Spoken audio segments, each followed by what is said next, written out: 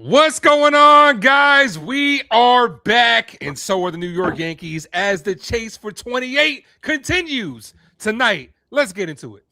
Yes, sir. What are your thoughts when facing an opponent?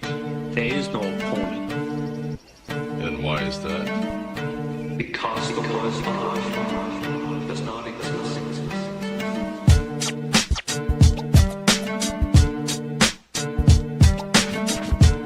Yeah. What's up? YouTube? Welcome back to a first time episode of the Yankees pregame report here on Uptown Sports TV. I'm your guy, Hector Beauchamp, joined by my compadre this afternoon. I got my guy, the Ace Avenue. All you Yankee fans, how you doing? And before anybody says it, yes, I'm on my my laptop's camera because I lost my bag at the airport. So I got to order me a new microphone. I got to order me a new webcam because I lost my stuff coming back from covering the World Baseball Classic and spring training. But Ace, put all that bullshit to the side, my guy. How you feeling? Man, I'm feeling good, bro. It's finally here after a long off season where it was, what are the Yankees going to do? Cody Bellinger running it back, and we are finally here as the New York Yankees season is about underway. Less than 3 hours, and we got some real official baseball games on top of the first official ABS, I should say, the first official ABS that is going to be official tonight. I'm excited. Can't wait to talk about it. How are you, man? How you doing, my guy? I'm excited. First of all, I want everybody in the chat to acknowledge my guy Ace Avenue and his setup. Look at my guy's setup, looking crisp with the brand new setup. How you doing? Throw the burps in the chat. No, I'm excited. ABS day. There you go. ABS, it's to start it off. We're gonna have it here now for the season. I know we saw it in spring training. I know a lot of people wanted it to be used in the World Baseball Classic. That's another conversation for another day. But I'm excited. We already have the Yankees lineup out. Before we go to the Yankees lineup, let's acknowledge this beautiful chat that we got. And I'm gonna start off with my man Sean Browning, who kicked it off perfectly with a $5 super chat. Sean Browning, I appreciate you, my guy. Shout out to you and your family. He said, Mission 28. It is a full go. Judge, Triple Crown. Everyone around Judge has to step it up. Sean, absolutely 100%. I'm going to pin that comment. I'm going to get back to it because I want to shout out everybody else that is in the chat. My man Donnie Clark is in the building. A1 since day one is here. How you doing? Shout out my guy Gio. Go Eagles is here. Theo Nosebleed section is here. Shout out to our good friend Jonathan, Mr. Do Your Job, one of the top moderators that's out there on the YouTubes. Appreciate you. My man Mets Life Show Rashad is in the building. Rah. How you doing? Salute. 3 capital S's. Shout out to my guy Stephen B. Stephen B is in the building. My man Hector Bones is here. Hector, how you doing? The Pinstripe Bugle. My man E is here. TC, how you doing? Listen, we're going to do an open panel. TC, later on, please jump up if you have some time to join us in the conversation. Of course, Hector, I show you. Shout out to my guy Hector in the building. Richie Squires is here. Big time Jerry Cadell is here. He says, take me out to the ball game. Take me out to the crowd. Well, it's time for the seasons. Hello to Hector and the Ace Avenue. Shout out also to the third person of this trio who's not here, our good friend Grace Monroe. She will be joining us on the Wednesday shows. We got to figure out for tomorrow because I'm supposed to be doing Mets opening day. So Ace will probably be producing it while I'm on the screen somewhere on my phone. We'll figure that shit out after the show. But Ace, I'm going to pull up the lineup. I'll toss it over to you so you could go down the lineup, break it down, and give us your thoughts on the lineup for today's game. All right, so the lineup for our New York Yankees, Max Fried, the Yankee ace, is on the bump. I got to give a big sigh for this one, heck, as Trent Grisham is leading things off in center field, coming off a horrible spring training. The captain, number 99, Aaron Judge. Cody Bellinger's behind him in left field. Ben Rice at first base. Giancarlo Stanton is starting this opening day. Can't wait to see him. Jazz Chisholm, Jose Caballero, Ryan McMahon, Austin Wells. That rounds off this New York Yankees lineup. I'm going to tell you this. I am a little surprised by this lineup. The bottom third, Jose Caballero being up in the lineup. Now, I guess they don't want three. I mean, I would have thought it would have been Austin Wells behind Jazz, Caballero, and then Ryan McMahon. So Jose Caballero, after a hot spring, is up in the lineup. 100%. The one thing that surprises me is the fact that on opening day, I know the Yankees like to do left, right, but to have two lefties back to back with Cody Bellinger and Ben Rice, I'm not sure if the Yankees are doing that for a late game scenario. If they bring a lefty out of the bullpen to face Ben Rice, are they going to keep him in the game, or will they pinch hit him for a veteran hitter like Paul Goldschmidt? That's something to be seen. But I'm surprised to see both the lefties going back to back. Give me a second because my pizza's here. You good, bro? I mean, it doesn't really surprise me, bro. We only have three righties, so there's no way we could actually balance out this team with three righties. So at some point in this lineup, you're gonna have consecutive left-handed hitters, which is something that the Yankees tried to address or wanted to address this offseason as far as getting more right-handed heavy. But unfortunately, you know, when you only have three righties in the lineup with 9 hitters, you're gonna have like multiple lefties back to back. So what can you do? But Heck is getting his pizza. While he's getting his pizza, first of all, what kind of pizza you got? We got to know when you come back. But shout out to everybody in the chat. Make sure you guys hit that like, hit that subscribe to Uptown Sports. We appreciate you. Yankees Afternoon Brew going on here. Yes, and we have somebody else that they're eating a slice of pizza right now as they're backstage and choking on that pizza. Finish that before you come on, man. Finish that slice of pizza before I bring your ass up here, because the only one that's going to be eating pizza on the screen is going to be me, because I got a special pizza from Cornet. I think he's about to die. We might have to make sure he's good. You good? You good? You good, Future? Okay, I'll wait for him to stop CPR giggling over the screen, bro. Absolutely. I want to shout out my guy Merk, so saucy in the building. You so saucy, Murky. You so saucy. Shout out to my guy Merk in the building. All right, Future's here. Future, how you doing? Welcome. Future got a new phone, so when I called him the other day, he didn't answer me, and I figured it out because and our WhatsApp group was like, all right, guys, I got me a new phone. It's working. So he was on that new phone. Who it is? That's what it was. You're muted too, by the way. Look at that shit. Look, first game of the season. Gotta boo him out there. Big Time Jerry said, enjoy that pizza, Hector. How about now, Future? You there? As Future figures out his technical difficulties, going back to the Yankees lineup. Obviously, Aaron Judge is going to be Aaron Judge. I also put in the chat, if you guys can interact with the poll that is in the chat, I put biggest key to the Yankees' success this season, right? You got 4 options. Pitching is the number 1. It's at 45%. Aaron Judge clutch performance is sitting at 15%. Bullpen and defense, I put that together. That's at 20%. And the overall help for the team is at 20%. To me, I see people saying 43% for the pitching, 45% for the pitching. I'm split. I'm in between both. I'm in between the pitching and I'm in between that overall health for the team. I think this team is going to come down to its health.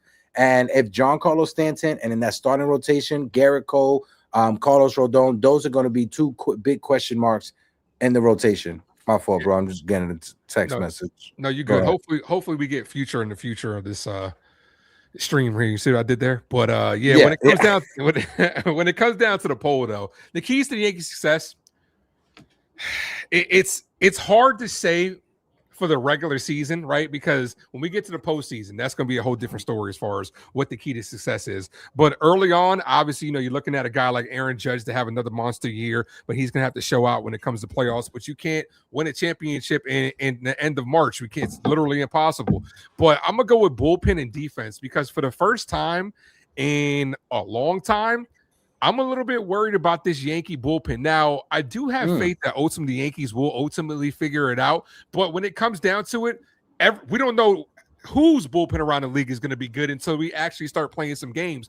But you're looking at guys like David Bednar to have a good year, Camilo Duvall to have a good year, Fernando Cruz coming off a good year. After that, a lot of question marks. You got Hedrick, Ryan Weathers will eventually get back into the bullpen. Cade Winquist, the Rule 5 pick, is going to be getting a shot early on as well. So it's just a lot of question marks ultimately when it comes to this bullpen and how Aaron Boone and company is going to manage them.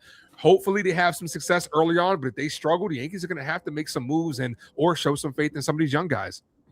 it's going to come down to I think when you look at the bullpen, being able to have guys that you could call up from the minor leagues, whether it's Carlos Lagrange, who you could put in the rotation on the bullpen, or Elmer Rodriguez Cruz. A lot of people talking about Luis Hill to put him in the bullpen. I think a lot of the success of the Yankees season this year is going to be determined on the growth and development of their young players. Shout out to Austin Wells. I just want to give a credit and flowers where flowers are due. In the World Baseball Classic, I think he deserved to be in the World Baseball Classic more than anybody else when it comes to deserve is the wrong word to use. He benefited the most from being in the World Baseball Classic. That's a better word to use. We're out of anybody else. The swag, the energy, the confidence that he got. When you looked at Austin Wells, he was the best catcher in the entire World Baseball Classic, offensively and defensively combined. So you got to give credit where credit is due and flower where flowers due to Austin Wells, and that's going to segue perfectly into bringing Future back into the conversation because he is a big Austin Wells supporter. My catcher getting the love he deserves. Don't be screaming though. I just lowered your mic because you're screaming. Go ahead. Fair enough. I think my mic might be topped out anyways. No, I am so glad that Wells is getting the flowers that he's deserves. Like, I get it offensively. All right, but I get offensively he's shown like not the greatest showing, especially last year more than anything. But I strongly see this season as a big step up for Wells. Like, fully expect him to just ball out this season. He did it. He did so well in the WBC. You could sit here and say, "Oh, but it's still technically spring training," and you can like make that argument all you want. But the WBC is a different atmosphere. It's essentially a playoff atmosphere from the first game of pool play, from the get-go. And he was able to take it and run with it. That's what I loved so much about his accomplishments in the WBC. And to be rated as the top catcher in the tournament, it puts a smile on my face that he was able to ball out the way he did. Yeah.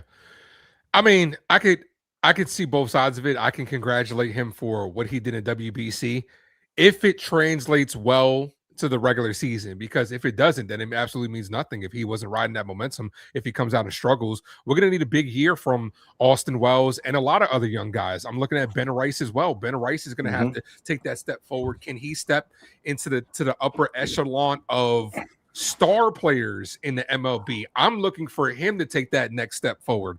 I'm looking at a guy like Jose Caballero, who's finally getting a shot this year as well. But yeah, Austin Wells had a successful WBC. You can't take that from him. But I need to see it translate in the regular season, because if he's doing the same shit he did last year, it means nothing to me.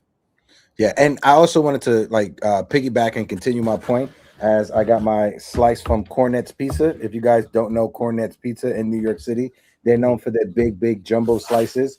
Future, stop drooling over my pizza. You're not going to have any. But to piggyback off what I was saying with Austin Wells, we're going to need the other young players on the roster, to your point, Ace, to step up. What is Anthony Volpe going to be when he comes back? When if Trent Grisham hits 150 for the first month and a half, going on 2 months of the season, how long is the front office going to wait before they pull the move and bring up either Jason Dominguez or Spencer Jones? What are Spencer Jones and Jason Dominguez, more Jason Dominguez, are going to be doing down at the minor leagues that's going to warrant them being called up to the major leagues? Will Warren's phenomenal spring training, will that transition into the regular season? Because outside of Cam Slittler, Will Warren was, and Carlos Lagrange, Will Warren was the talk of the time. I mean, the talk of the time when it comes to his stats. Will Warren in spring training had a 1.66 ERA. So would that translate to the regular season? And if it does, Will Warren can easily win 15 games as the number 5 starter in this Yankee rotation.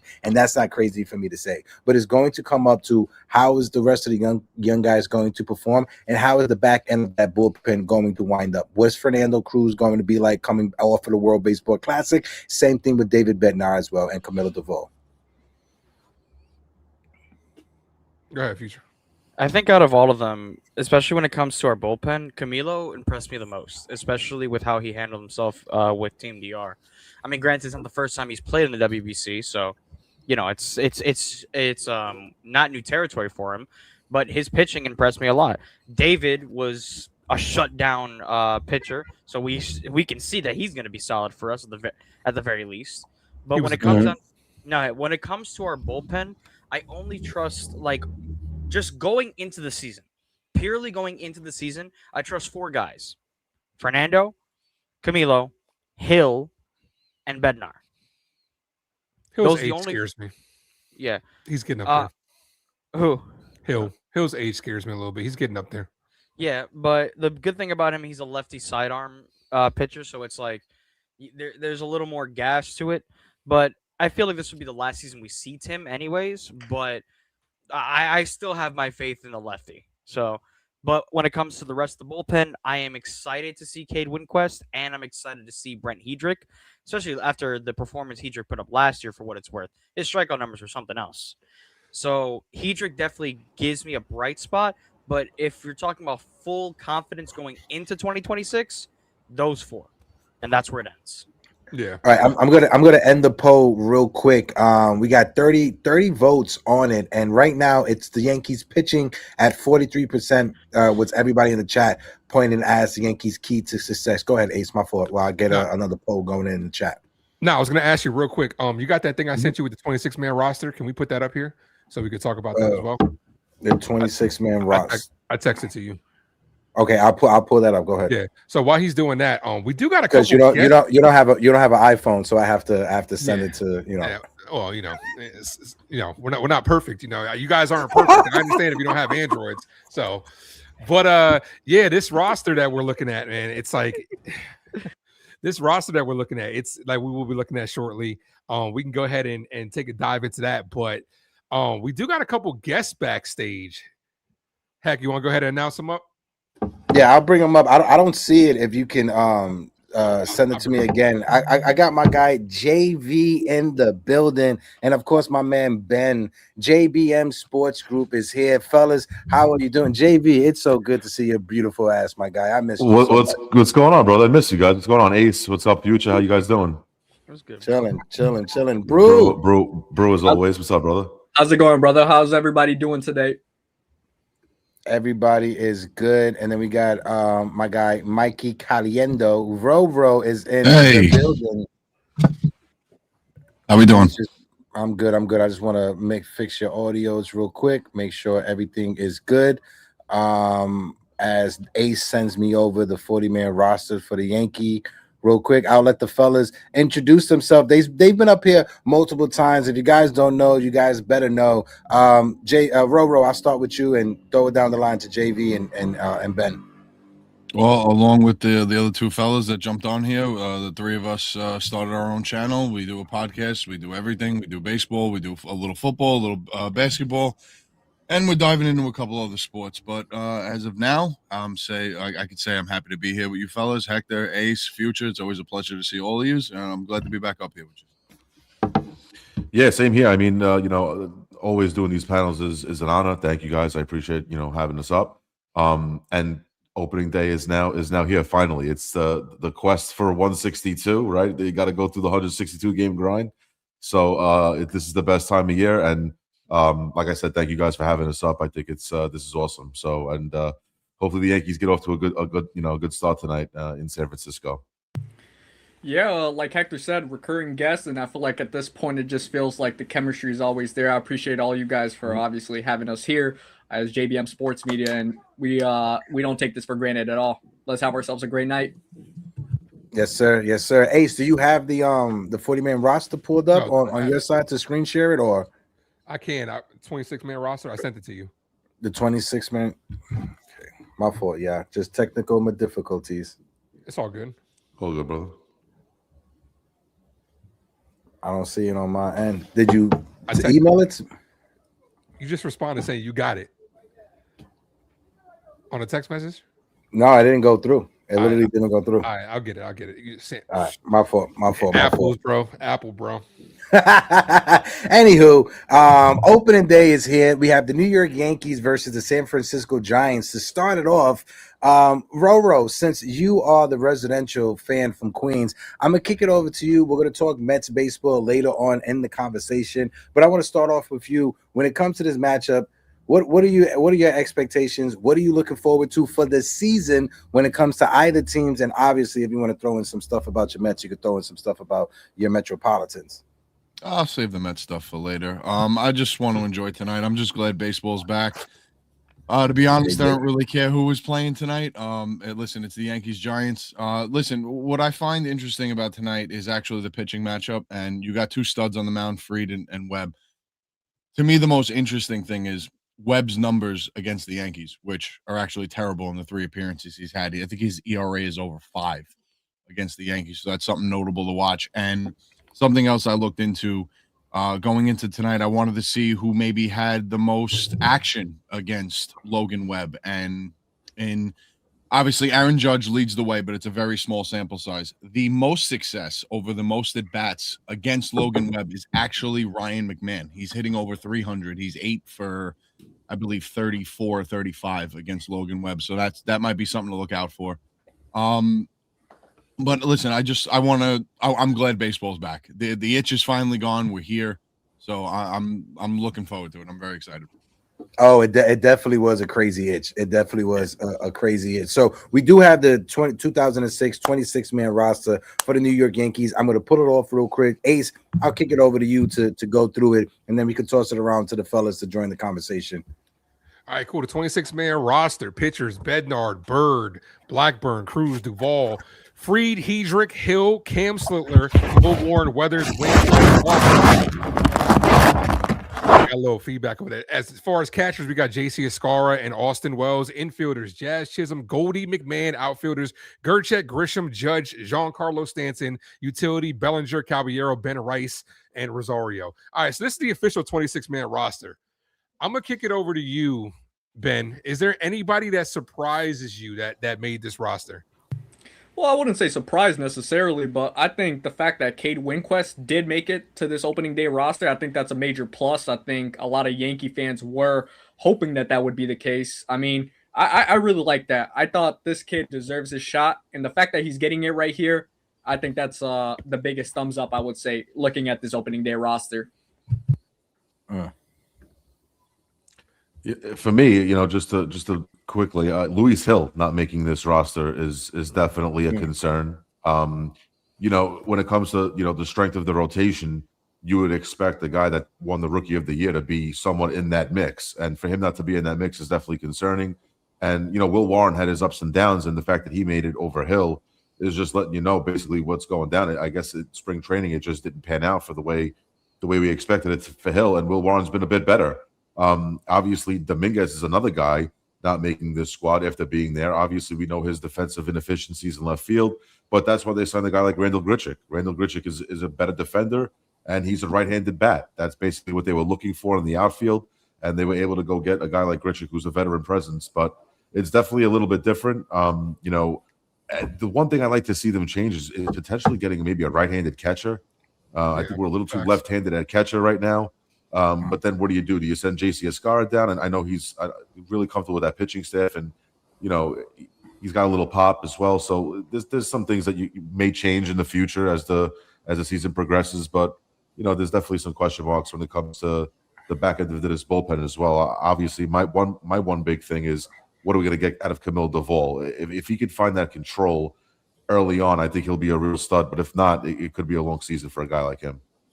I just want to take a pause real quick. We got over 80 people in the building watching us collectively on YouTube. We got over 40 in the building. We're sitting on 15 likes. If you guys can, smack that like button, hit that subscribe button. The more that you hit the live, hit the likes on the live, subscribe, interact with the poll, the more that YouTube would push the live in the algorithm. So if you can, hit the like button, hit the subscribe button. If you aren't subscribed, make sure you guys are following everybody that's on the panel. The link to Ace's channel is in the description of this video. Ben, I made you a moderator on the channel, so if you want, you could drop the link in the chat from your YouTube account so people can give you guys a subscribe. For me, real quick, I'm going through the 26-man roster for the New York Yankees for this season. Obviously, big surprises. Jason Dominguez not on there. Luis Hill, and I was having the conversation earlier with Ben, talking about it while we was on the phone. And Ace, let me know if you understand, if you see where I'm coming from. I think the reason why the Yankees are going with Luis Hill in the minors and with Ryan Weathers in the rotation, I think one, we all know about the 4-man rotation that the Yankees can put, but with Ryan Weathers being a lefty and Luis Hill being a righty, if those roles were reversed, if Luis Hill was a lefty and Ryan Weathers was a righty, I think the Yankees would have Luis Hill in the rotation and Ryan Weathers in the minors. I think the Yankees, they want to have 2 lefties in the starting rotation to pair with 2 righties. I think that's why the Yankees are going with the rotation that they're going with until they need to call up Luis Hill at the moment he does get called up. So I know a lot of Yankee fans were upset. I just think it's how the schedule is. And if the Yankees and in the front office, if they can manipulate the schedule and the roster to their advantage, they're going to try to take advantage of that. Yeah, I see your point on that. But Ryan Weathers also had a terrible spring as well. Luis Hill actually had a better spring than him, but yet he's the one that's getting sent down. Personally, me personally, when I'm looking at this 26-man roster, we have a lot of lefties coming out of the bullpen. Eventually, when Ryan Weathers does go back to the bullpen, I'm looking for somebody like Hedrick to maybe get sent down, Tim Hill to maybe get DFA'd. Because then you'd be looking at a bullpen of Hedrick, Tim Hill, Ryan Yarbrough. That's 3 lefties that you're going to have coming out if you can get some of these guys back. But at least to start the season, the 4-man rotation, at least for the first 2 to 3 weeks with as many days off as we have, it should suffice. But I'm also concerned, like I think it was Ben that might have said it, I'm also concerned with the 3 lefty catchers. We're making the same mistakes as last year. I'm okay with the whole running it back aspect. I'm fine with that. That was like the slogan of the winter. But when you're making the same mistakes by having 3 lefty catchers again, it kind of irritates me. I like JC Escara. I think he should get a good opportunity, but we need that right-handed hitter coming off the bench. Is that going to be Randall Gerchick? We don't know. He also had a horrible spring and a smaller sample size. But ultimately, like, there are a lot of question marks when it comes to this bullpen. You are relying on a lot of guys that I'm looking at it like mid. Paul Blackburn ate up a lot of innings for us last year, but he was kind of mid at the end of the day. But it's a lot of question marks. But ultimately, I do have faith that the Yankees will figure it out. Hopefully, one of these young guys can come up really quick and then put Ryan Weathers back in the pen, because I think that's where he's most successful at, especially considering his injury history. Do you really want a lot of innings, a lot of wear and tear on a guy like Weathers, especially when we're going to be going into the summertime? I personally would rather have given maybe a guy like Luis Hill, maybe giving Luis Hill a shot, or a guy like Carlos Legrand a shot, and then you put Ryan Weathers in the pen. I get it. Now, I want to ask you, and obviously I want to pose the question to the entire chat and to everybody that's on the panel. So after you go, H, you kick it over to Future and everybody else. Do we really view Ben Rice as an actual catcher? Like, because if we're looking at the roster or whatever, Ben Rice, he's a first baseman. They have him listed as a utility guy. I don't think the Yankees will view him as a serviceable backup catcher for a full 162 game season. I think they'd rather go with JC Escara as that conventional backup catcher, and they just have him listed as a utility guy because he's played catcher sometimes in the past, and maybe the Yankees will use him as a catcher here or there sporadically in just emergency situations. But I don't view him as your traditional backup catcher for a full 162 season, if you get what I'm saying. And then, like, after you go, Ace, get everybody else. Folks in the chat, let me know if I'm off base, too. No, I'm right there with you. I don't view him as an everyday catcher. I do want him at first base every single day, even when there's a lefty on the mound. I would like to see him out there occasionally. I do know that Paul Goldschmidt is probably going to get a lot of those starts when it comes to that. But Ben Rice's versatility allows you to do stuff like that. Like, let's say you have a scar in a game and it's a situation where you want to pinch hit somebody. You do have Ben Rice that can play that, and you also have Goldie on the bench. You also do have Cody Bellinger that could play first base as well. So his versatility is something that is a weapon and an asset for this team. Go ahead, Future. You could go. I'm gonna be honest with you. I don't view Ben Rice as a catcher at all. Never did, never will. He's not a good catcher. I know people are gonna be like, oh, and he had little sprouts last year, but the reality is, amongst all of our catchers, he was the worst rated amongst all of them. He is not a catcher. He is a first baseman, and that's where his strength is. But as a catcher, nope. I'm good. Please keep him out of behind the plate. And we've seen guys in the past that they've come up in the minor leagues as catchers, offensive guys, and when they've gotten to the major leagues, they've had to switch positions. Everybody's favorite Yankee, Josh Donaldson, he did that, right? Craig Biggio did that in the past as well, right? So we've seen that in the past. Offense, Brad Austin, not Brad Austin, is Brad Lidge or whatever the fuck is the third baseman for the Tigers, Brandon Inge or whatever his name was. Brandon when he Inge, came up, yeah. he was a catcher, then he was a converted third baseman. So we've seen that in the past. Roro, if you want to go and then kick it down the line.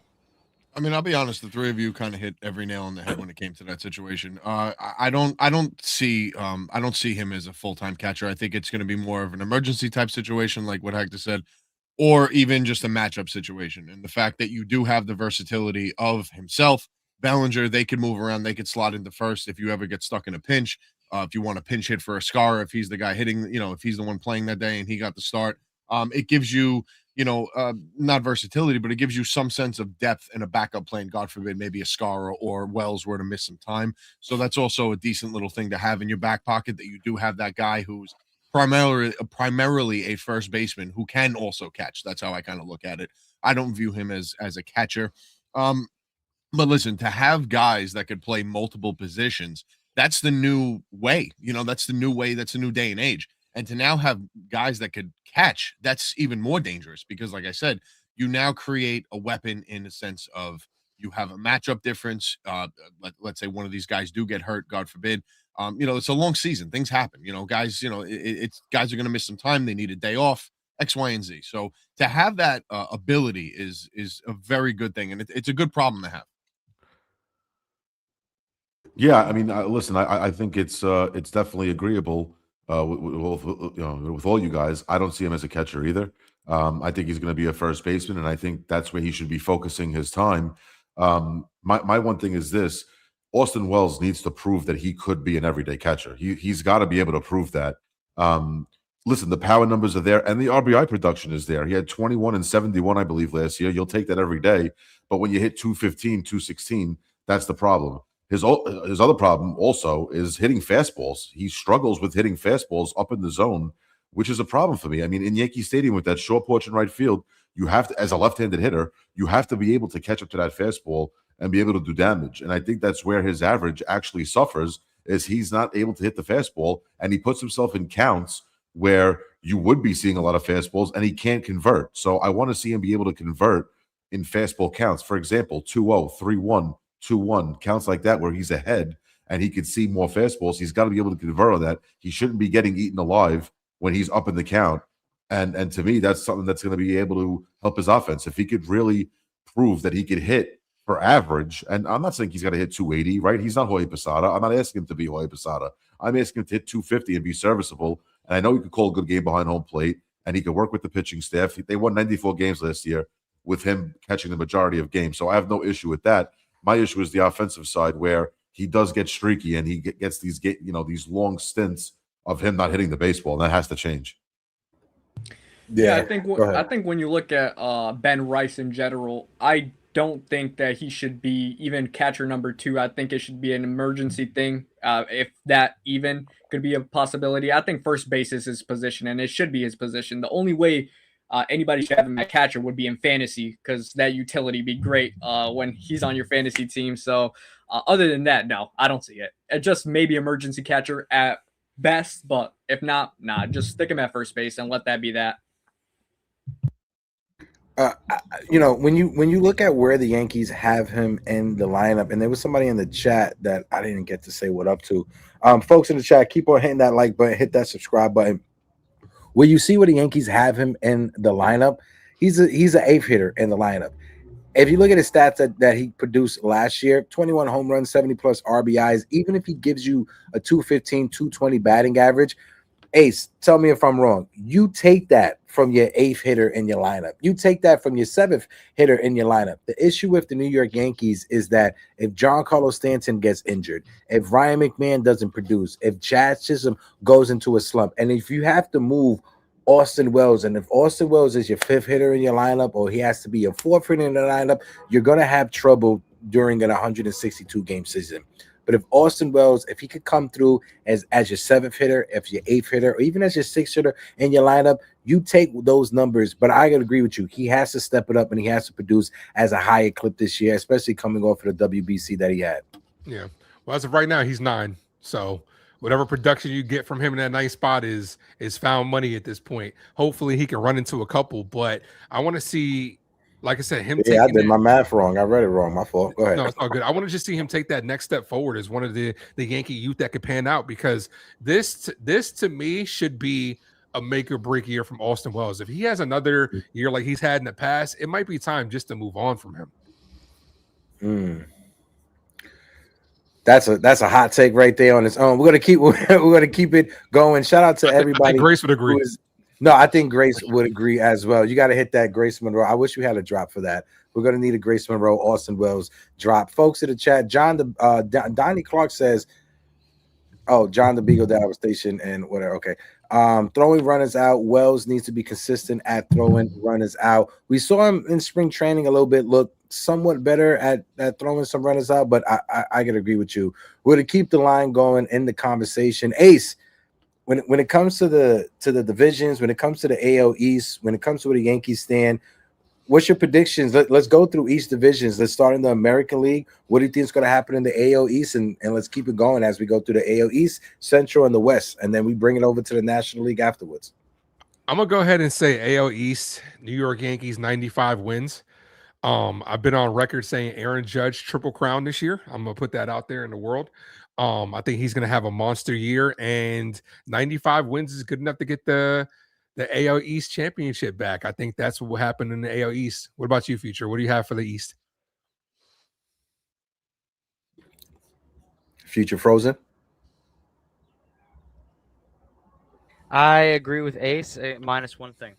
I think this will be the year after 3 years where the Yankees where the MLB has a 100-win season, and it will be the Yankees. Okay. Sipping on that sauce. Roro, to break every Yankee fan's heart that's on the panel, what's your thoughts on the AL East? I'm going to completely disagree respectfully, obviously, with Ace and Future, and my reason is this. To me, all the teams in the East outside of maybe the Tampa Bay Rays all got better, and the Yankees stayed exactly the same. They got better. Everybody got better. They improved. But that's not necessarily a bad thing, though, because this was the number one offensive last year. So you are adding that consistency. Now, you could say, I agree, some teams did get better, like Toronto, but they also got worse for losing Bo Bichette. The Boston Red Sox are young. Roman Anthony's him, though. I will tell you that. Yeah. Roman Anthony's a stud, but we also know how the Red Sox operate. How is their rotation going to hang out? And as far as the Orioles, I would say Pete Alonso, great. He struggled in spring training, but that lineup is too young. They're not proven yet. So I still did think the Yankees are the best team in the AL, but I'll let you finish your point. I'll say Toronto is, to me, I mean, they were this close from winning a World Series. Yeah. Took the Dodgers, the big bad Dodgers, to Game 7. They obviously finished with the same record as the Yankees, and they are dealing with the injury bug right now with their rotation. That's totally understandable, but they do have guys in that rotation that could at least weather the storm until they get their studs back. The other thing with the Yankees is you're going into a situation now where Luis Hill is starting the season in the minors. Carlos Rodon is on the IL, and Garrett Cole is also on the IL. You don't know what version of Garrett Cole you are going to get because he's an aging guy who just had Tommy John for the first time. We don't know what that's going to look like. The other thing with Rodon, what is he going to be? Is he going to emulate what he was last year and make those strides and improvements that he did make to himself? We don't know. Time will tell. So you're going into a situation where your team did get a little bit older. Yes, they had a monster offense. I'm not taking that away from them. But the other aspect to it is it's Max Fried and then kind of a bunch of question marks right now going through the rest of that rotation. If you can't weather that storm with that pitching staff and you have an atrocious April due to that pitching staff, you're in serious trouble. I think Toronto is going to weather that storm a little bit better than the Yankees because I think they have more depth and more trusted depth. And their offense is still legit. I think Okamoto is going to be an absolute animal coming over from Japan. I think he's going to be an absolute animal, and not gonna say that it's going to be a Bo Bichette who type of situation, but I think he's going to fill in very nicely in that lineup, and he gives them some added thump that I think they needed to complement what they already have. So they've added to their bullpen, they've added to their rotation, they've added to their lineup, and to me, the Yankees stayed the same. To me, I needed them to do a little bit more, and then I could say they were over the top. But right now, I have Toronto. They're taking the East again. Okay. Yeah, He has no faith in Ryan Weathers. No pun intended. Go ahead. I took him in fantasy. I think he's going to be a dog. Honestly, I think he's going to be a dog for your team. I'm serious. I think he's going to be the dark horse of the Yankees rotation. I actually agree with that. I think Ryan Weathers going to have a really good season. Actually, I think forget this whole spring training. I think once he gets his feet wet, I think he'll be fine. But in regards to the division, I listen. The Yankees did win the same amount of games as Toronto, right? I mean, they both won 94 games. They both led the American League in wins, and they were right up there in top 5 for the amount of wins in the entire league. But when it comes to depth, like Ro was talking about, I do think Toronto has a little bit more depth, and I think right now they just a better contact hitting team. They don't strike out, and they walk a ton, and they put pitches in some tough spots to make some big pitches, and it could hurt opposing pitching. And I think Toronto has the offense right now to do that. Yes, I think there's a little bit more questions when it comes to their pitching. Dylan Cease is absolutely atrocious against the AL East. Everybody knows that. Even against the Rays, he is not good. He is not good against Baltimore. He's not good against the Yankees or the Red Sox. So obviously we'll see what happens there. But, I do think they edge it out over the Yankees. Not by much. I just think right now the Yankees' biggest question mark to me in winning a division is their bullpen. Their bullpen to me isn't as good as last year. There wasn't as many question marks I felt as last year as there is this year. And what are we going to get, to me, is the biggest question out of Camille Duvall. If Duvall is not going to be a good bridge for Bednar, the Yankees are in trouble because Fernando Cruz is a little bit injury prone. And I don't think you could rely on a guy like Cruz to be the bridge consistently, the whole year. I think he needs help. I think he needs a guy, that could really help him. And that's going to be a guy like Duvall. And if Duvall can't do that, the Yankees have some question marks, in the back end of their bullpen. And what are you going to do with a guy like Jake Bird? Is Jake Bird going to be somebody that can produce for them? We don't know. So to me, right now, the question marks lie in the back end of the bullpen for the Yankees. Agreed. Honestly, I think that's super fair. 24 hours, literally, we recorded our Blue Jay season prediction, and I had them topping the division. But over the last 24 hours, my pick actually changed because I'm going and buying in all the Red Sox Kool-Aid. I'm going with the Red Sox to win the AL East this year. I think when you look at their depth in this rotation, obviously adding Sonny Gray, looks like he's pitching with a little bit of vengeance, obviously. Ranger Suarez, we talk about Ryan Weathers being terrible in spring training. Ranger Suarez was absolutely atrocious in spring training, but spring training, clean slate now. And they have guys like Connolly Early, Peyton Tolley, Johan Oviedo, Brian Bayo, just the depth in this rotation. They have, obviously, I haven't even mentioned who I think is going to win the AL Cy Young this year in Garrett Crochet, but they have so much depth. And their bullpen, I do like the moves they made. Danny Colomb, he's now there. Garrett Whitlock's still there. Justin Slayton was decent, but, I mean, he has his inconsistencies. And obviously, they had the AL reliever of the year in Aroldis Chapman. Even though this lineup is relatively young, Roman Anthony is that guy. I think he could easily finish top 5 in AL MVP voting this year. Cedar Rafaela is a gem defensively, and he has an underrated bat, to be honest. He's talk about a utility guy. He can play a little bit of everything. And Jarren Duran, I think from what I saw from him in the WBC and in spring training, I think he's going to be perfectly fine this year. Wilyer Abreu, talk about WBC moments right there. I mean, I love this Red Sox team. I really do. Wilson Contreras, I forgot to even mention him. I think he's going to do great at Fenway. Defensively, he's one of the best first basemen in the league. I think he's adjusted perfectly at that position. I just hope their biggest X factor in general could be Marcelo Meyer. I think he could make those strides. He just got to stay healthy. But yeah, I'm buying with the Red Sox to win the AL East. Yeah, for me, the thing when it comes to obviously, I'm gonna just start up and say that I have the Yankees winning the AL East. I think it's gonna come down to the Yankees and the Blue Jays. It's gonna be a tough battle like last year. I have the Yankees winning it 90. My man Jacob Petruzzi.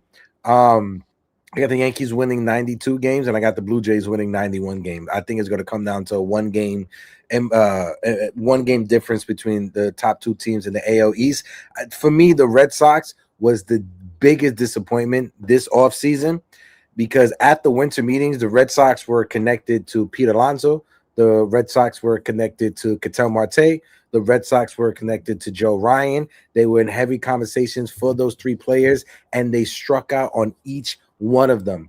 I love Wilson Contreras. I think Wilson Contreras is a phenomenal first baseman. He does not replace the offensive production that Alex Bregman gave the Red Sox last year in that lineup, right? And I love Roman Anthony. I think Roman Anthony is a dog as well. But to put all this pressure on that young kid. Man's not even 24, 25 years old. To put all this pressure on him to carry the Red Sox offense for 162 games, I think that's just unfair pressure to put on such a young player. If he comes out and if he's the next Bobby Crosby of MLB, I look stupid, right? If he comes out, if he's the next LeBron James of the MLB, I look stupid. Ro's favorite player, LeBron James. So I just think it's just unfair pressure to put on such a young kid. And I think the Red Sox front office, they did them more of a disservice because there was so much hype around this team coming into the offseason. Like I said, at the winter meetings, I was talking to so many people and they was like, yeah, the Red Sox, they're right there. They're going to get Ketel Marte. It's just working out the prospects. And they didn't want to give up the prospects. When it came to Pete Alonso, they didn't want to give up that extra year. When it came to Joe Ryan, they didn't want to give up the prospects that they were asking for in order to get them. And they have every right not to give up those prospects, but to not get at least one of those guys that you were connected to, I think is a failure of an offseason. And then your backup plan to Joe Ryan is Sonny Gray, who had a borderline 4 ERA in the NL Central. Your backup to getting Ketel Marte and Pete Alonso is Wilson Contreras to be your first baseman and to be in the middle of your lineup. I think those are piss poor plan B options for the Red Sox, personally. You know what? You're right. I mean, it's one of those things where I think you make a point, but also look at it like this. Wilson Contreras is coming there at first base to replace Tristan Casas, who's an absolute jobber. And I think when you look at, I mean, I got to be honest, he's a jobber. I mean, this guy's going to become a journeyman, if I could be honest. I'm just keeping it real. But I do like the young arms that they do have, like Tolley, Connolly Early. I think these are guys that specifically, I don't know how everything's going with Johan Oviedo, but they could put him to the bullpen or they could put Tolley in the bullpen and everything could be smooth and sailing. But I don't know. It's just something with this Red Sox team. I think maybe I'm a little bit WBC drunk right now. And I see Wilyer Abreu, Jarren Duran, how good that they did. Roman Anthony even, how good they did. And I think they could be fun. I mean, Trevor Story was healthy for the most part of last year. And we saw what Trevor Story could be when he's healthy. So that's cool. Also, Hector's favorite catcher, Carlos Narvaez. I mean, he's a good offensive little piece right there too. Look, I like the Red Sox this year. I'm buying the hype, and if it comes to bite me, it bites me. Whatever. Yeah, but how many of those Red Sox players are going to be there at the end of the year? They're not going to just trade off like they always do. We'll see. I mean, I thought they were going to do the same for Joe Ryan, and supposedly they were there at the line, but it just didn't happen. Yeah, I think Durant will probably be gone this year for them. Because they were talking about it last year. I could see Durant being out. The problem with Boston is they have commitment issues. That's why Alex Bregman is in Chicago and not in Massachusetts right now. They have commitment issues. The second they find something that they could move on from, they will do it. That's what Boston has done since Big Papi left and retired. I'm sorry. You cannot survive trading you trade your franchise player or your face of the franchise and Devers, who you didn't like for some reason and who didn't get along with Big Papi. So if he doesn't get along with Big Papi, you got to trade Rafael Devers. But you traded Rafael Devers because you brought in Alex Bregman. Cool, copy. But the guy that you brought in, that you traded Rafael Devers to make space for, you let leave the following offseason.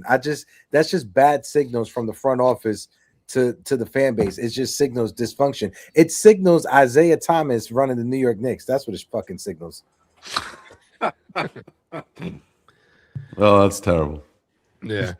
Well, we appreciate you guys for joining the conversation. Everybody, make sure you guys hit that like and hit that sub, everybody.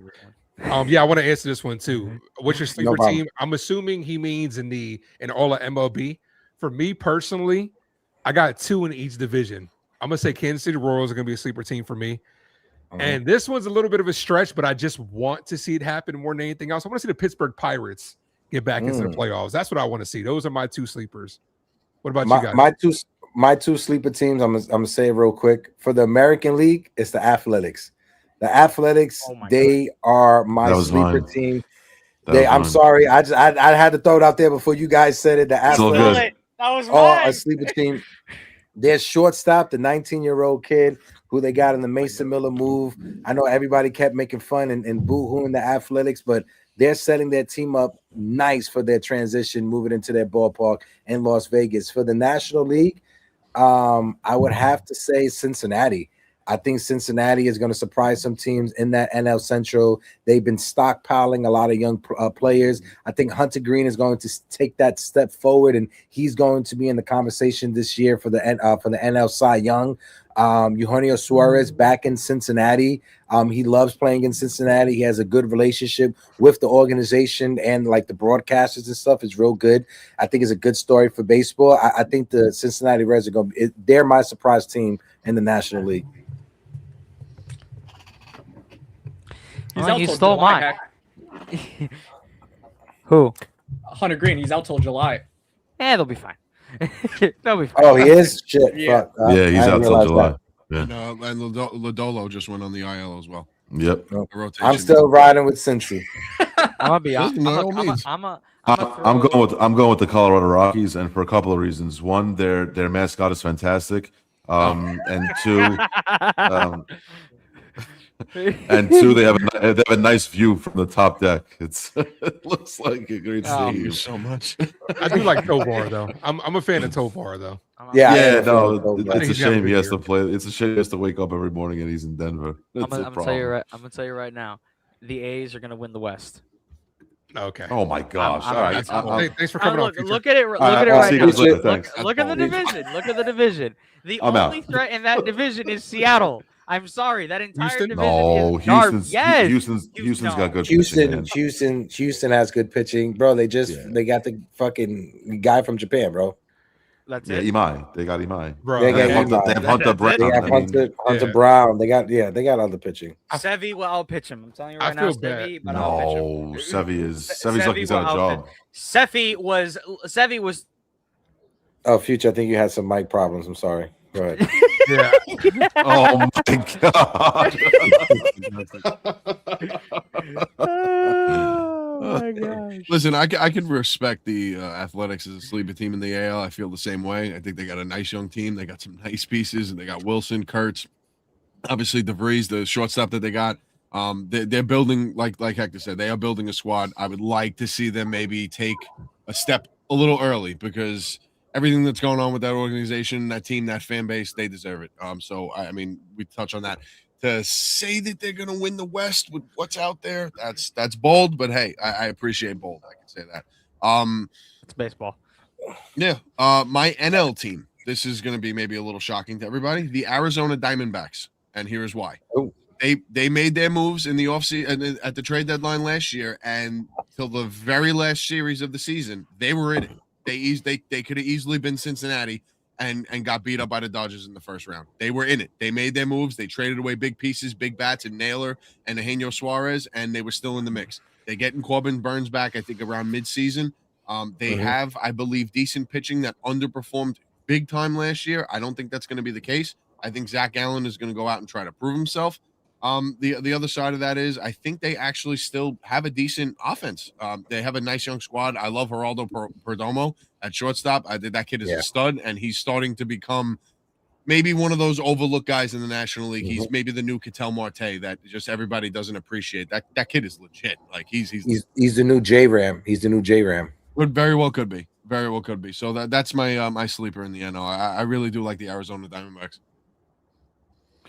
Well, for me, in the NL, I'm going to go the Atlanta Braves. I think if the Atlanta Braves could actually like that, stay man. healthy, if they could stay healthy, they'll be good. I just, the reason why it's a sleeper team pick is because it's a sleeper team pick, right? I personally don't have confidence that they'll stay healthy. There's just something that always goes on with this team, whether it's their lineup or their starting rotation, that they just can't get over the hump.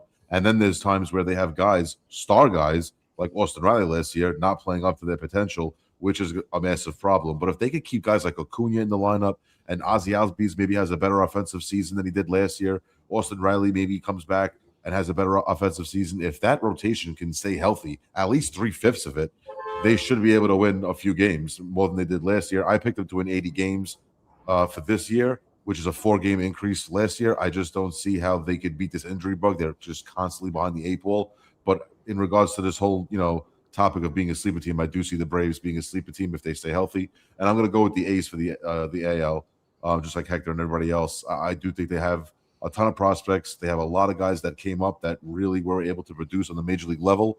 Nick Kurtz being one of them. Obviously, Jacob Wilson is another of them. Tyler Soderstrom. Brent Rooker. They have a ton of talent in this lineup, and there's about 4 or 5 guys in that lineup that you don't want to face as a pitcher. So if their other prospects could come to fruition, this is going to be a nice team to see if they finally land in Vegas. I think they'll be able to give a good product to that fan base there. Real quick, real quick, if I can, just for a second. Mhm. I don't mean to burst your bubble, but 3/5 of the Atlanta Braves rotation is already on the shelf. So I know. There goes that. I just wanted to put that. I know. Out there. It's so tough.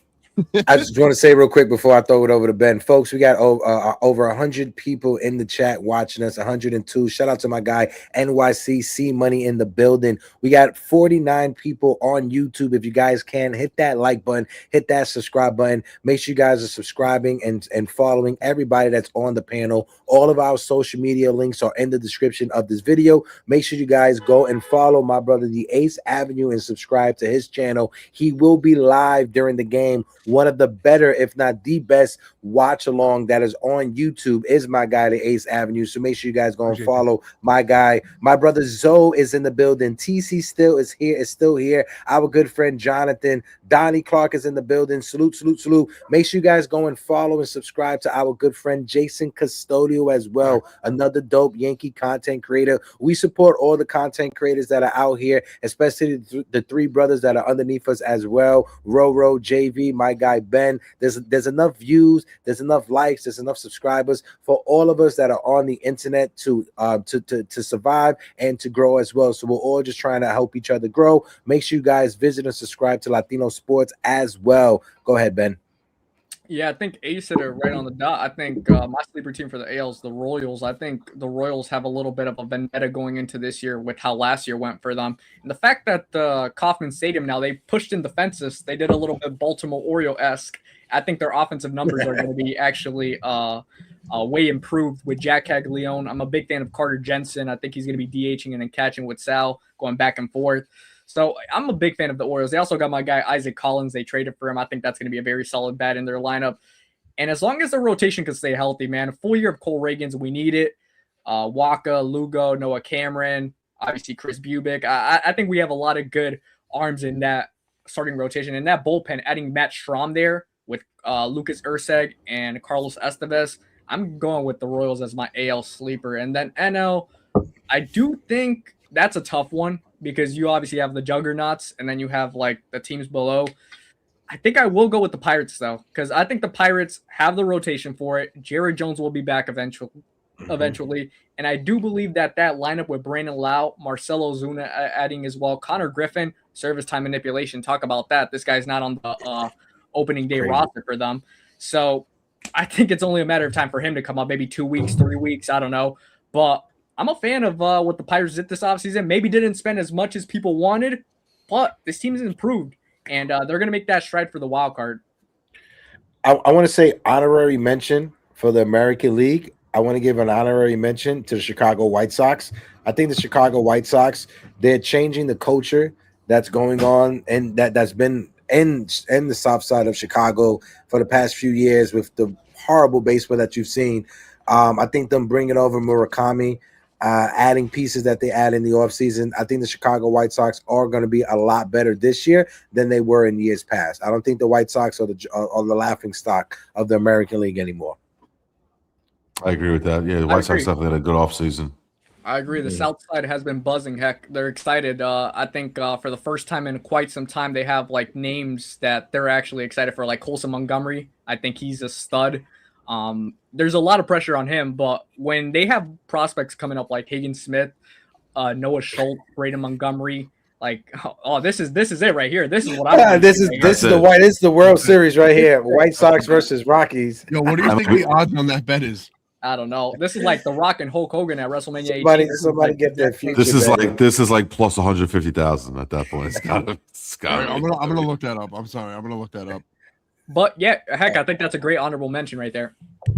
I want to toss it over Ace. I know we did the American League East. I know we don't got that much time because we got to wrap up. I know you got to get ready and set up for your watch along. So let's flip it to the National League East because we got Roro here. We want to be able to touch on the Mets. Shout out to my guy John from NYC Pinstripe Club and the building. My guy John. I met all these fellas because of John's TikTok lives. So shout out to John. I would have never met Roro, JV, or my guy Brew if it wasn't for John and TikTok. So shout out to them and shout out to the amazing work that he does over there. So Ace, I'll toss it over to you. Let's have the conversation about the NL East, and after you go, toss it over to Roro, and then we'll kick it around the panel. Go ahead, bro. Cool. Sounds good. I got to head out of here right after this segment right Yeah. here. Right after I give these thoughts, because I got to go set up for the live play-by-play. But it was like great to chat it up with all you guys. So when it comes to the NL East, I got the Phillies winning the NL East. It'd be hard to not think that they're the best team.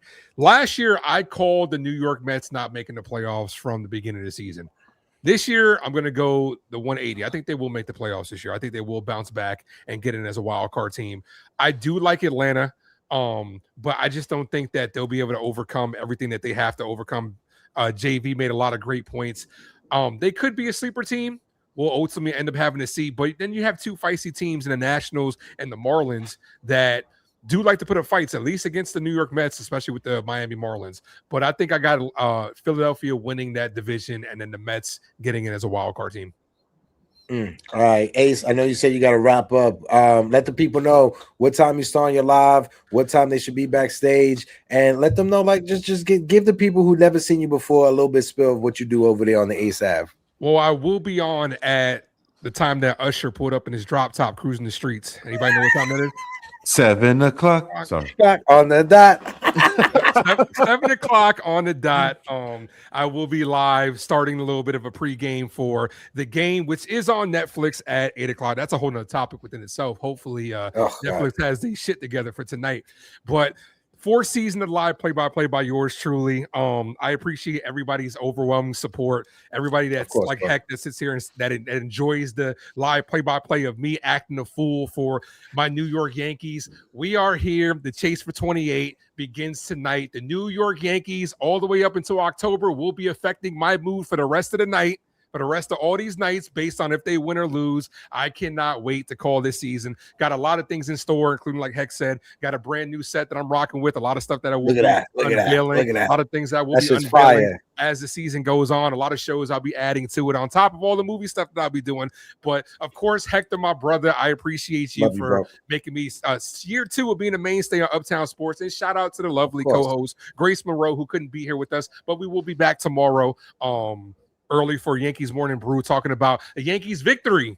So let's go, guys. Future, JV, Ben, Roro. Thank you guys, man. You guys are amazing. Appreciate you guys. I'm gonna catch you guys next time. Later, Ace. Later, brother. I'll make sure I watch the Daredevil before I see you next time. All right, so we can talk about it. Oh, it was fire. Definitely watch it. Cool. All right, guys. Later, brother. Hey, bro. Later, bro. That was my guy, the Ace Avenue. Make sure you guys go and give him a subscribe and a follow. Like I said, the link to his channel and his social media are in the description of this video. Roro, I'll kick it over to you. You heard him talk about the NL East. Let's get your take as we throw it around to the panel as well. All right, so realistically, I really want to say undoubtedly the Mets are going to win this division, but they haven't earned that. I don't know what they are going to be yet. I have to lean Philly for the sheer fact they are the defending division champions. They ran away with it last year. Atlanta was a shell of themselves. The Mets completely disappeared. Their injuries and everything else that went on with that team completely destroyed them. So we got to see exactly how this team does play out with at least with the Mets. I think it's obviously going to be a lot closer than it was. I have the Mets in the playoffs. I think they're going to be competing for that division because I think with some of the strengths that they gained and some of the weaknesses that maybe they also gained, I think it's going to balance out and be honestly a nice rounded out lineup. And I think, listen, they addressed their starting pitching. They got one of the more underrated guys in baseball, that dog Freddie Peralta, to man the head of that rotation. The other aspect to it is Dante Bichette came out and said this, and I thought it was on the money because nobody else was talking about it. What the Mets did essentially in the offseason, the thing that everyone loves to say, you know, they're missing the home runs from Pete Alonso, the RBIs, the this, the that. You know what they also cut down on? Strikeouts. You take Brandon Nimmo, you take Pete Alonso, you take Jeff McNeil out of that lineup, you add Jorge Polanco, Bo Bichette, and Marcus Semien, guys that don't strike out at the clip that these other guys do. So that is, to me, one of the biggest keys to success of an offense. Putting the ball in play, make a defense make a play. So I think this whole offense is going to be completely different. But I think it's going to be a close race. And unfortunately, I do have to give the edge to Philly. I think they've earned that right. Okay, that's Yeah, fair. I'm gonna go with Philly too. I think to me the biggest question is obviously the corner defense for the New York Mets. Are we really going to trot out Bichette at third, a guy that's never played that position, and Jorge Polanco at first? I'm really hoping not Polanco at first, and that Brett Beatty does take over that position, and you have Polanco DH most of the time. That would make the most sense to me. But as Roro said, I think Philly has the better bullpen. I think they have the better starting pitching. I think Christopher Sanchez is an absolute stud, and I think he'll be a top 3 Cy Young award recipient, to be honest with you. And I just think right now the Mets they're close. They're very close. I think this is maybe a 3-game difference between the Phillies and the Mets. I don't see it being that much more. But right now, I just think it's Philly's division to lose. I really do. I do think the Mets will make it as a wild card team, but Philly right now, I think their offense and their lineup is a little bit better, and I do think their rotation and their bullpen is a little bit more sound. So I'm going to go with Philly to win that division. Yeah, I'm actually going to agree with the guys because I think Philly, like JV said, they have the experience, they have the team chemistry. I think if there's one thing that I could say is once Zach Wheeler comes back, even if he's like 80% of what he was before the injury he suffered, I think they're going to be straight. I think Andrew Painter finally getting the call. I think he's actually going to have a decent rookie year. I like this Phillies team. They got a decent bullpen. They bought Brad Keller in that bullpen. I'm all about the Phillies. I think the Mets are going to make it hard for them. I will say that, but I think experience is going to matter big time in this situation. So I got the Phillies winning the NL East again. For me, and I think I've said this in conversations with you fellas in the past or whenever we talked in the offseason, if Freddie Peralta was on the Mets last year, the Mets are a playoff team. That's what they were missing. They were missing an ace starter for their rotation. If they would have had a top of the line number 1 starter, Freddie Peralta did the same thing he did for the Brewers for the Mets. The Mets are a playoff team. You add him to this rotation, even with the question marks that the Mets have in their bullpen. I think the Mets, they have a better lineup than Philadelphia. Philadelphia, they have question marks. You got an aging Bryce Harper, who's not the MVP Bryce Harper that he was in years past. He is on the downside of his career. So I do think that the Mets, they do have a better lineup. I agree with you guys when it comes to the starting rotation and Christopher Sanchez, but I think having Freddie Peralta, if Kodai Senga is healthy, that's a big ass if. And what are you going to get from Nolan McLean? So the Mets, they do have some nice young promising arms that can help this rotation out at the major league level, but there's still question marks until they prove it at the majors. The difference that's going to determine on who wins the NL East is going to come down to the bullpen. And as of right now, the Phillies, they do have the better back end of the bullpen with Johan Duran. But what is their bridge to Johan Duran? How does that look? What's the 6th inning going to look like? What's the 7th inning? What's the 8th inning going to look like? So it's a toss-up. I would say 50-50, but I would lean more for them on the Mets because I think the Mets, they have a better lineup. I think they have the better 1-2-3 punch with Lindor, Bo Bichette, and Juan Soto. I love that take. I love that take. I'm going to deviate a little bit, and I'm going to say right now that it's going to be a 3-headed race. Assuming the Braves stay healthy, it will be the 3-headed race again. However, I think Philly legs it out more than New York and Atlanta. But the thing is and this is something that I will stand by, the Mets defense did not improve. Right field they did with Carlos Bench. But outside of that, the infield defense is pretty much just Lindor. Center field also, I should say, I probably should also say center field, especially with Luis Robert Jr. But the defense as a whole scares me the most for the New York Mets, and that will be their Achilles heel going into 2026. Marcus Semien, who won the Gold Glove last year at second base. I forgot you. I forgot you guys had Semien. Regardless, though, left field, no. The hot corner, I'm sorry, but no. And then first base, Polanco has never played first base, so we don't know how that's going to translate. I do think Beatty's going to take that slot. Yeah, it just makes so much more sense. Going to go back to DH where he belongs, and that's no. Yeah, you have to. Yeah, you have to. Beatty's going to be the guy at first base. I say mid-May at max. If Beatty goes back, then it's a little more like then it's a little better. But actually, no, a lot better. But with what you're going into the season with, the corners questionable, left field very questionable.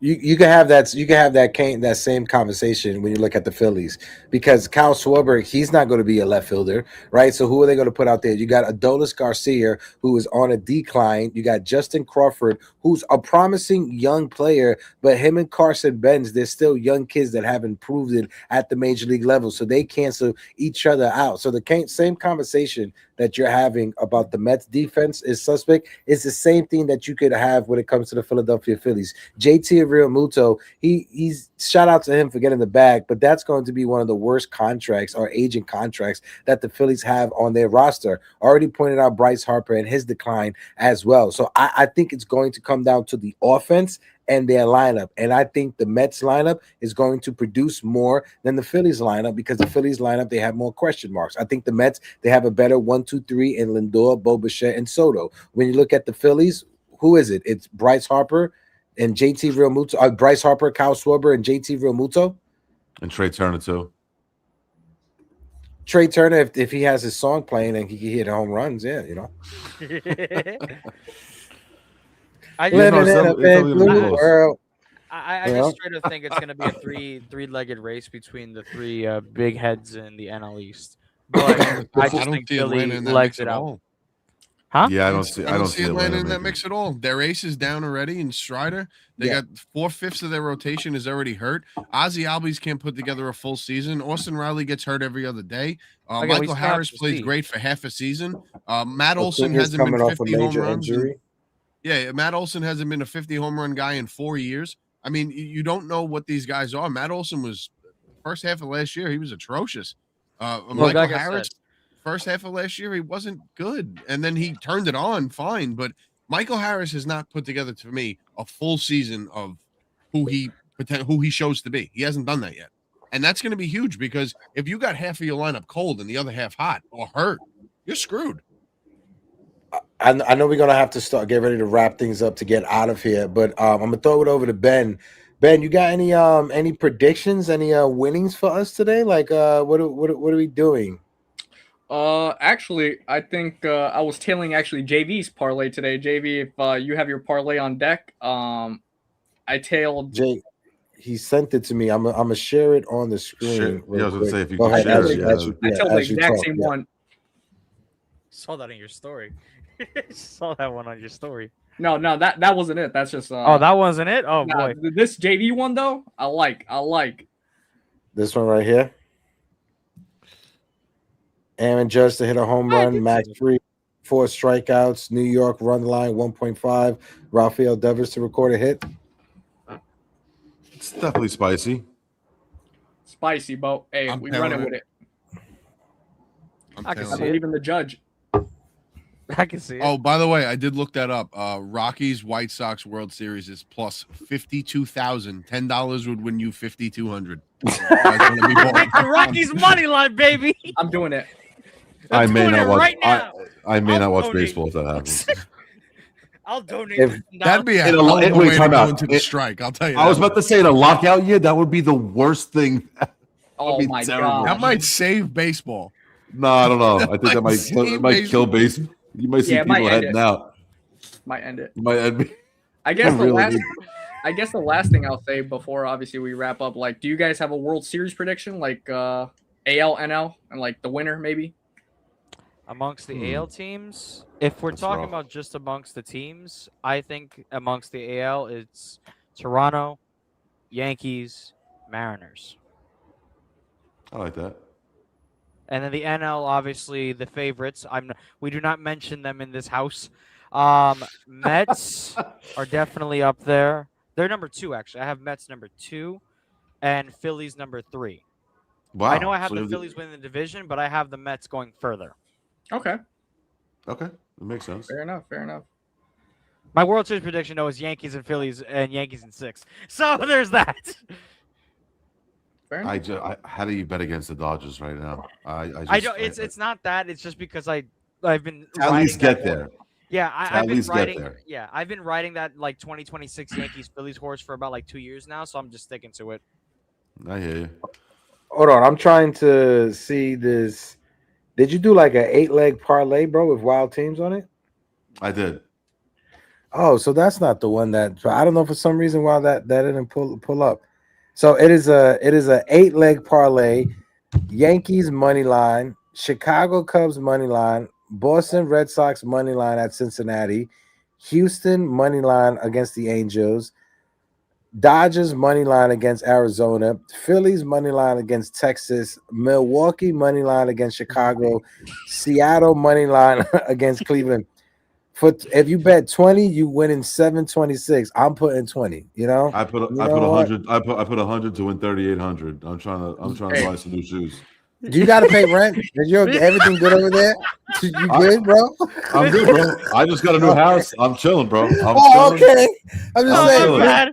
My apologies.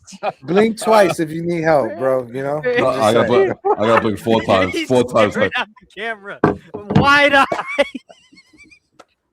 You just don't tell my wife. Just don't. You don't tell her. She has to. You got to make sure she doesn't see this episode. Oh God. Nah, she'll be sleeping by 8:30. It's all good. I put that one in.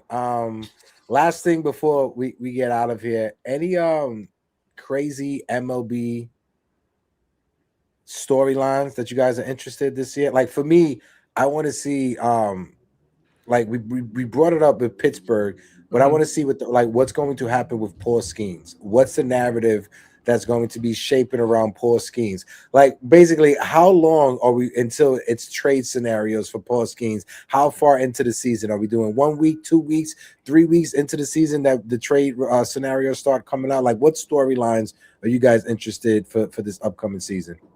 I think it's more Tarek Skubal than it is Skeens for me. I think Skubal is the bigger question mark. Whether, let's say Detroit is 7 or 8 games out, right? Do they make a deal? Do they deal Skubal to a contender or to another team that just has a ton of prospects that they're willing to give up and do business that way? I think right now with the way Pittsburgh kind of positioned themselves, they need Paul Skeens. I don't think that Skeens is a guy that's going to be on their radar to trade right now. Maybe in the next 2 years after this lockout, they'll take a look and see you know what they could get for a guy like him. But I think he'll be a mainstay in Pittsburgh. I think the biggest story right now is what is going to happen with Skubal, and if the Tigers are really out of it by the deadline, let's say, like I said, 6, 7, 8 games for whatever reason, which I don't think they should be, but let's just say for whatever, yeah, they shouldn't. But I think the only way he gets traded at the deadline is if they're out of it by a substantial amount.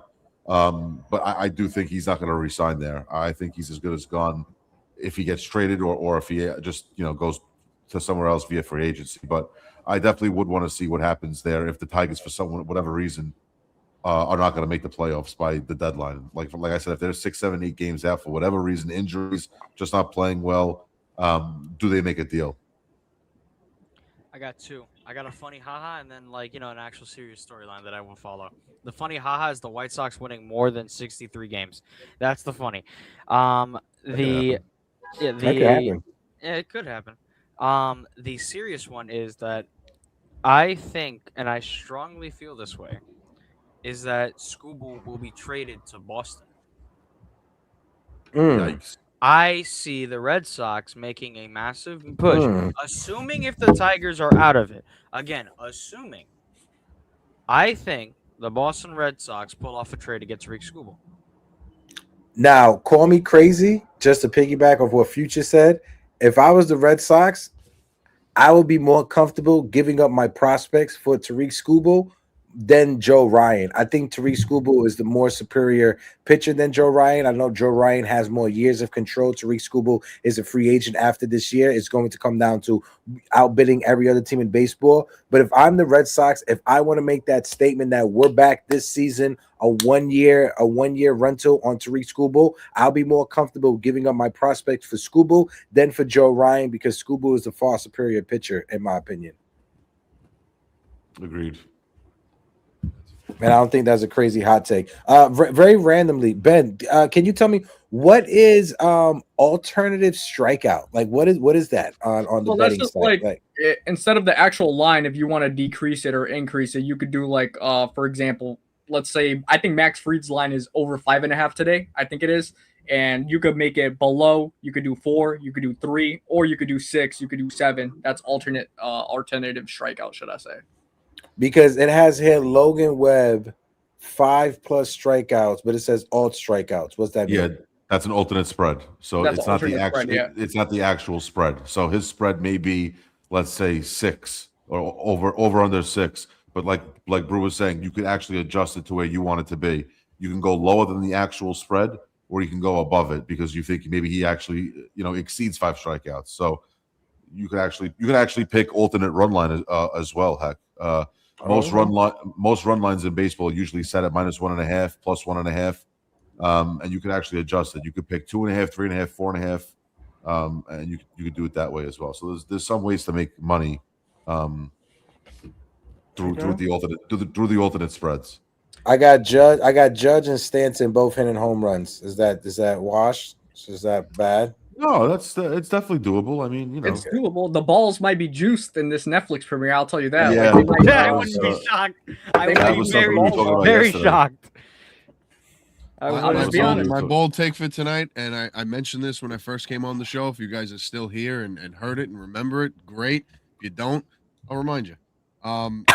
I told you that. I said that Ryan McMahon shockingly has the most appearances against Logan Webb and actually has the most success. He's hitting over 300 against him. So I took him to hit a bomb tonight. Oh, nice. Okay. I'll take that. I'll take that. I love the Ryan McMahon love. Yeah.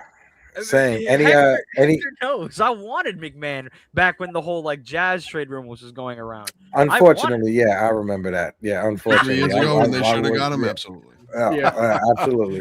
They did. They got him. But before we get out of here, I just gotta say, Ben, JV, Roro, I appreciate you fellas jumping on with us. We're gonna be doing this more often during the season. Sorry that I'm recording off of my laptop camera because coming back from Miami, I lost my bag that had all my web gear. So somebody out there got a brand new microphone, brand new camera. If only thing I ask is if you could send me my hard drive that has all my footage from Japan. So please, I lost all my footage from Japan. So whoever finds it, please, that's all I ask. You can keep everything that's else. what got delivered to my house. Shit. Go fuck yourself, Roro. The guy's in the chat. Heck, he's like, "Yo, this camera's dope." I know, right? No, but fellas, I appreciate you guys for coming up. Thank you guys so much. Again, last words for the people before you guys get out of here, and I'm gonna do a roll call and wrap things up. Yeah, no, I just wanted to say, obviously, it's a pleasure with you guys. Obviously, Future, Ace, and Heck, obviously, thank you for having us up. This is it's a beautiful thing because it's a beautiful time of year, and obviously, for those of you that maybe just joined, me, Ben, and Mike have a little channel that we're doing on YouTube. We have a sports media company that we've been trying to rock out with, JBM Sports Media. You can follow us on Instagram at JBM Sports Media, on YouTube at the same handle at JBM Sports Media, and we're also on TikTok. We put up shorts on YouTube. We put up episodes on YouTube as well. We just did a whole season prediction episode of all the teams in the major leagues, and we predicted what they were going to do, and we predicted their under-over win totals as well. So if you could check that out, but please go subscribe to the YouTube channel. And like I said, it's always a pleasure being up here with you guys talking baseball. Yeah, just to kind of say, obviously JBM Sports Media, we always will be appreciative of coming on here to Hector's platform. I mean, it's an amazing thing. Every time we're on here, I feel like there's always good laughs, good conversations. It's a great time. If you want to find me personally, it's Brew Crew SW on TikTok. Going to be posting a lot of Brewers content, but sometimes I'll tap into some baseball content if anything urgent happens or anything massive. But yes, I will be at opening day tomorrow, Brewers White Sox in Milwaukee, and I know Mike will be at the Mets home opener tomorrow. So we're excited, and baseball's back, baby. Let's go. I'm supposed to be there tomorrow, Roro. So I'll hit you up. But again, I'm supposed to be. There's some back behind the scenes issue that, let's put it like that. Hit me up either way. We'll talk about it. JV, I told I got you. I'm definitely going to be there. I'm going to be there nice and early, tailgating before and potentially after the game. Very excited for that. I'm actually going with our very good friend Greg. Somehow he got roped in the car with us. So that's gonna be a fun ride to the stadium. So I'll say that much. Shout out Greg if he's still here listening. I'm Listen, definitely gonna make a call on that one, and should. maybe get the feds involved. You probably should. You guys in a car together is not good. I don't trust. You probably two of should. you. Thanks for putting that on the internet. I really appreciate it. Anyway, not much more I can say about JBM Sports Media than my two guys over here haven't already. Hector, Future, Ace, you guys are always spectacular. I tune in as much as I can to every show that you guys put up. Unfortunately, the times that you are live, I am stuck at work dealing with what I deal with. So that is the unfortunate part. But if you guys aren't regulars here, I mean, I don't know what you're doing. I mean, I'm not even a Yankee fan, and I watch this guy as much as I can, all three. And also with Grace Monroe, shout out to her as well. So you guys are fantastic.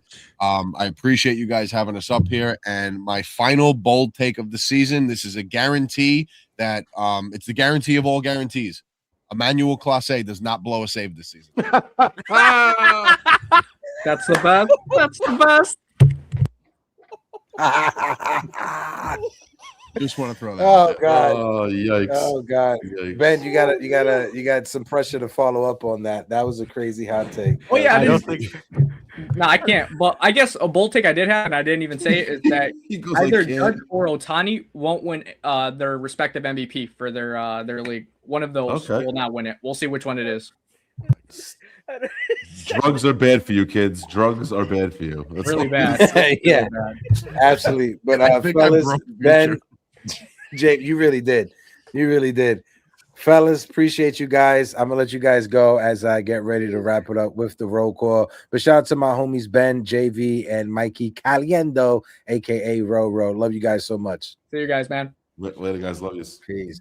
Peace. Later. Those were the fellas from JBM Sports Media Group. Make sure you guys go out there and give them a follow, give them a subscribe.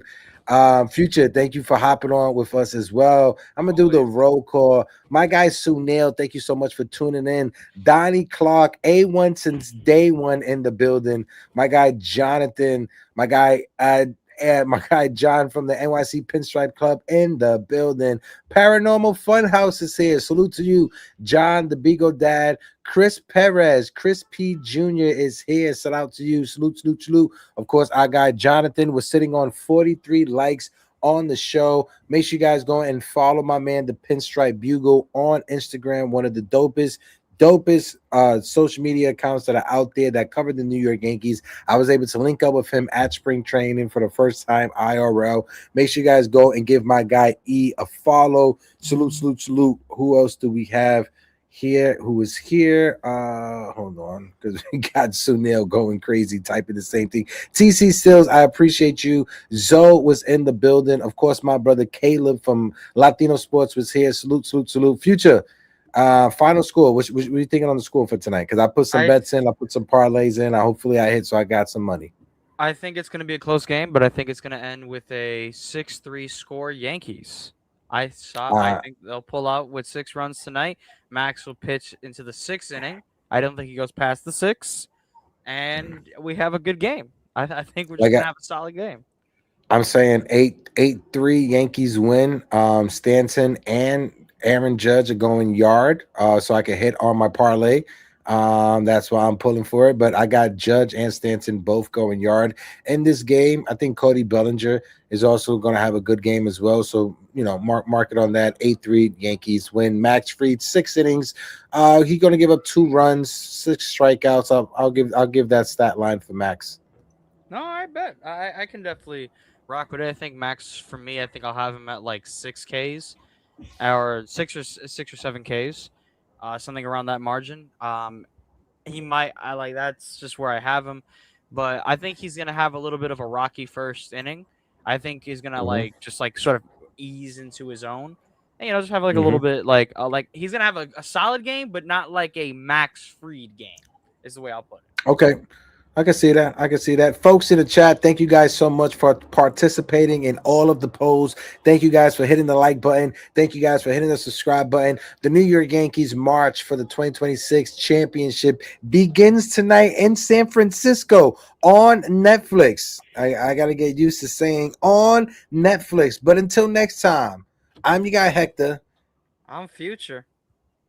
And this has been the Yankees Evening Brew, whatever the name is. And until next time, Arriba the Dirt Sheet, peace, salutation, drink some water, say something positive about yourself, beautiful people. And like always, deuces.